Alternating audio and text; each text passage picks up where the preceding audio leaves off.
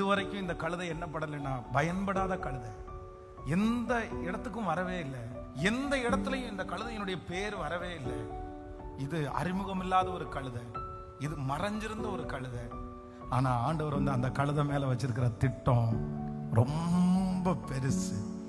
இத்தனை நாட்களும் மறைஞ்சிருந்த அந்த கழுதைய ஒரே நாளில் உலகம் தெரிகிற அளவிற்கு கர்த்தர் கொண்டு வந்து நிறுத்திட்டார். உலகம் தெரிகிற அளவிற்கு இதுவரைக்கும் படுத்தப்படாத நீங்க, இதுவரையிலும் கர்த்தருடைய அம்பரா துணியில உங்களை வச்சு கர்த்தர் பாதுகாத்துட்டே இருந்தாரு. இதுவரைக்கும் நீங்க உள்ள உட்கார்ந்து அப்படியே அமைதியா பார்த்துட்டே இருந்தீங்க.